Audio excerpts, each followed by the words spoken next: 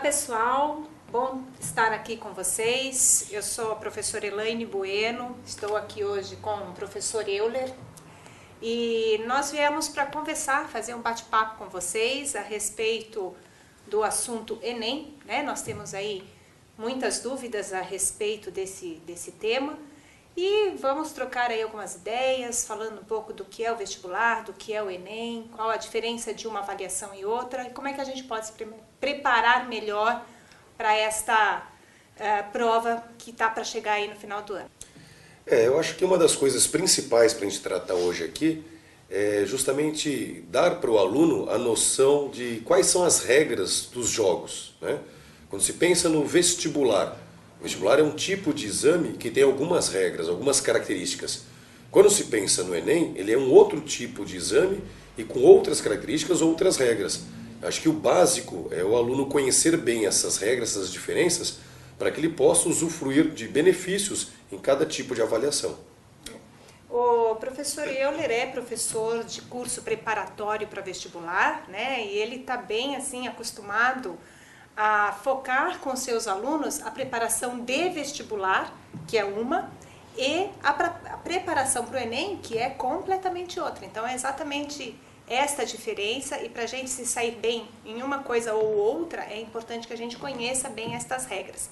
Então, quando nós falamos em vestibular, né, professora, a gente está falando de uma prova, como nós temos na sala de aula no dia a dia, uma prova em que a gente vai se preparar e para ela a gente tem que conhecer uma quantidade muito grande de conteúdos, que são as nossas matérias de sala de aula, não é isso? Uhum.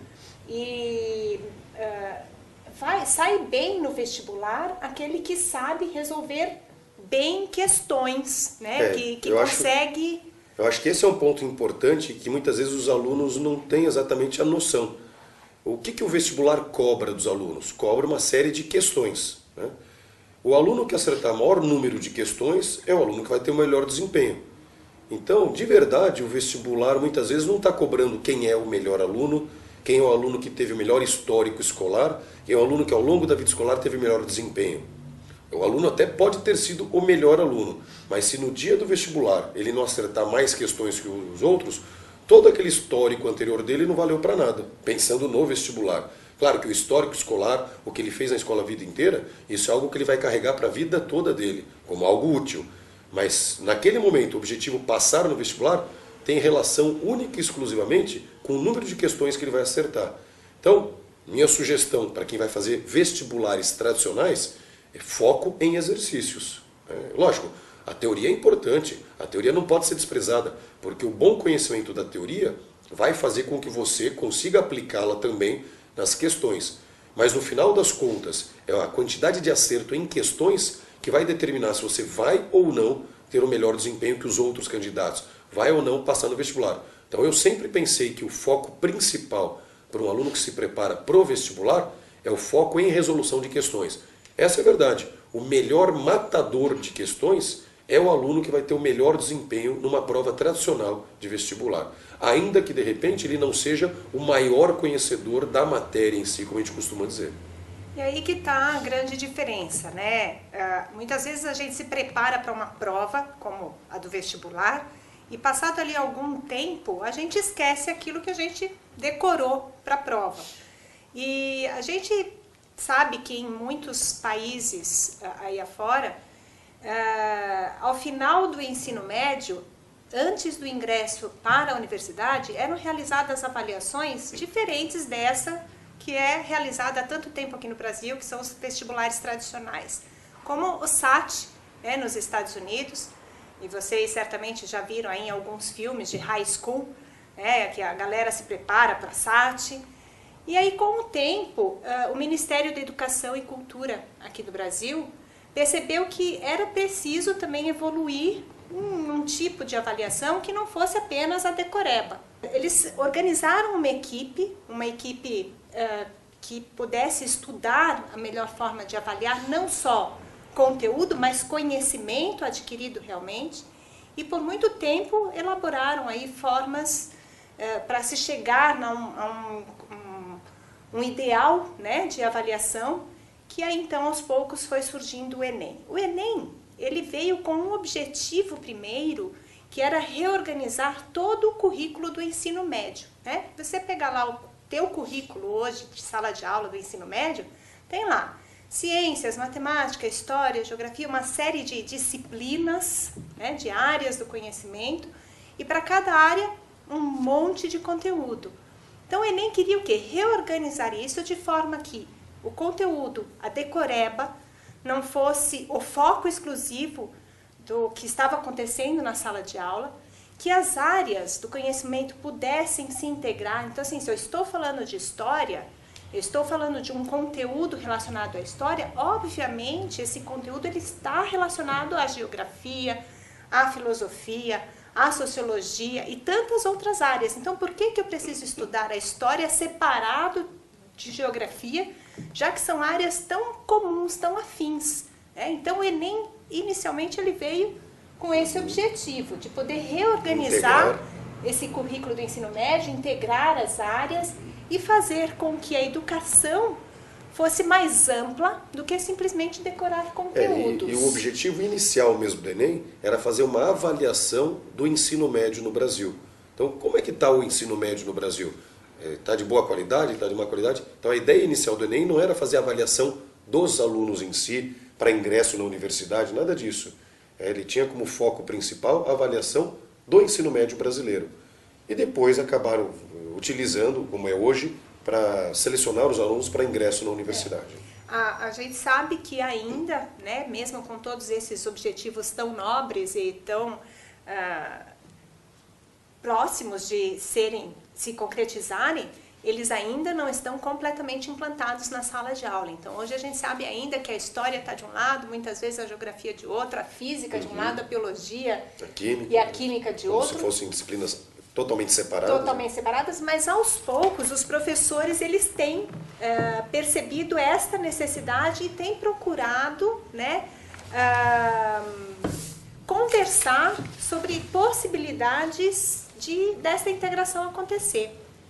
Justamente porque ao longo da história do Enem, que já tem um bom tempo que vem acontecendo, apesar dele ter ganhado uma maior visibilidade recentemente, nesse tempo todos os professores também têm se questionado o que é exatamente o Enem, como preparar melhor o meu aluno para o Enem, o que é que eu posso fazer, né? E acho que todos esses questionamentos são muito válidos, porque isso é que traz a mudança, é isso que gera a transformação. É uma mudança lenta, mas a gente percebe movimentos aí nas escolas, movimentos aí entre editoras, movimentos de cursos, de pessoas tentando estudar, tentando conhecer melhor o que é esse exame chamado de Enem, para modificar a forma de se ensinar, a forma de trabalhar isso em sala de aula, e que privilegie não o exame, mas que privilegie uma forma diferente e mais eficaz de fazer o aluno entender as matérias e saber o que fazer com esse conhecimento. Exato. Acho que essa é a grande mudança. Hoje, só ter o conhecimento já não basta mais. Você tem que saber o que fazer com o conhecimento. Essa é a grande questão. E aí, para que isso possa ser estudado, né, o MEC trouxe um documento oficial, que nós chamamos de matriz de referência, então é um documento de referência, onde é colocado ali tudo o que se pretende a partir desse exame, desta ação chamada Exame Nacional do Ensino Médio. Essa matriz, ela traz, para que se possa entender, para que os professores possam estudar, e como é importante que você, aluno, também tenha conhecimento desse documento, quais são as habilidades. Então, veja só, mais do que conhecimento o que é que eu vou fazer com esse conhecimento no meu dia a dia, seja no mundo acadêmico ou no mundo profissional, né? Quais são as habilidades que você, estudante, ao longo de 15 anos escolares, praticamente é o período que a gente passa dentro de uma escola, né? Então, ao longo de toda a educação básica, quais são as habilidades que você deve ter desenvolvido no final desse processo? O que é que você precisa ter para esse mundão aí fora? E a ideia de habilidades é justamente quais são as capacidades que esse aluno deveria adquirir para que ele possa dar respostas pertinentes a novas perguntas que surjam. Porque senão, se você não desenvolve a habilidade em si, você só adquire o chamado objeto de conhecimento, Você até consegue responder determinada pergunta, mas sempre aquela mesma. Aí surge uma pergunta similar, uma pergunta parecida, feita de uma forma nova, diferente, fora daquele exatamente contexto, vai falar, não, agora eu já não consigo mais responder. Então a grande questão de desenvolver habilidades é você ter capacidades adquiridas para poder dar respostas competentes a novas perguntas que sejam feitas para você. E à medida que você vai adquirindo várias habilidades, você adquire o que a gente chama de uma competência. Você se torna competente para dar respostas, competente para resolver problemas, para você sugerir alterações de intervenção no mundo e tudo mais. E é exatamente isso que esse documento do MEC traz, né? Uma relação de habilidades, e saibam vocês, são 120 habilidades, ou seja, certamente você não vai desenvolver isso em 3 anos de ensino médio, por isso que nós dizemos que isso acontece ao longo da educação básica, ao longo do percurso escolar, né? E se nós pegarmos essas 120 habilidades e fizermos pequenos agrupamentos, o documento do MEC já traz isso agrupado, 3, 4 habilidades, 5 habilidades formam uma competência. Né? Então é importante que você acesse aí na internet, né, em algum site de busca, matriz de referência do Enem, e conheça esse documento, onde são listadas 120 habilidades que o Enem vai cobrar certamente nesta avaliação no final do ano. É o ponto de partida, né? É conhecer a regra do jogo para poder participar do jogo de uma forma competitiva. Então, se o Enem tem algumas características e regras especiais e elas estão descritas nesse documento, eu acho que qualquer professor que trabalhe com o ensino médio e principalmente qualquer aluno que deseje fazer o Enem, primeiro de tudo, tinha que conhecer esse documento. Não é esmiuçar, não é conhecer a fundo, mas ter um conhecimento básico a respeito da matriz de referência, acho que é bem legal. Mas a matriz de referência ela não se baseia também só nas habilidades e nas competências. Ela fala também dos objetos de conhecimento. E objetos de conhecimento são aqueles conteúdos programáticos tradicionais. Então o Enem lista ali, porque tem muita gente que faz uma crítica, ou faziam, acho que hoje em dia as pessoas já estão mais antenadas a respeito, fazia uma crítica assim, o Enem não cobra conteúdo. Isso não é verdade. Todo o conteúdo do ensino médio é cobrado no Enem, mas talvez não o conteúdo pelo conteúdo, e sim o conteúdo como um pano de fundo para ver se o aluno adquiriu aquelas habilidades, desenvolveu aquelas competências. Então, todos esses conteúdos que o MEC chama de objetos de conhecimento estão listados nessa matriz de referência e divididos, né? Tem a matriz de referência ali, os objetos de conhecimento para matemática, os objetos de conhecimento para linguagens e códigos, os objetos de conhecimento para ciências humanas e também para ciências da natureza. Né? Então, dividido nesses 4 eixos cognitivos. Ou só áreas do conhecimento. Para vocês terem um exemplo, vamos dizer lá que uma das habilidades seja comparar documentos históricos, registros em documentos históricos, né? Bom, se você precisa comparar, eu vou pegar lá um documento histórico, por exemplo, do Brasil Colônia, e um documento histórico da República. Tá? Então, eu tenho os 2 momentos históricos, eu tenho 2 documentos, e aí sim eu vou poder fazer uma comparação. A habilidade é comparar, e o conteúdo seria... Está nesses documentos, né? Colônia e República. Né? Então, eu tenho que ter conhecimento, sim, do conteúdo para poder ter uma habilidade em usar esse conteúdo e daquilo Nesse caso, fazer a comparação. Fazer a comparação, né? E aí, entre outras habilidades que são listadas. As habilidades, elas normalmente estão relacionadas a um comando, né?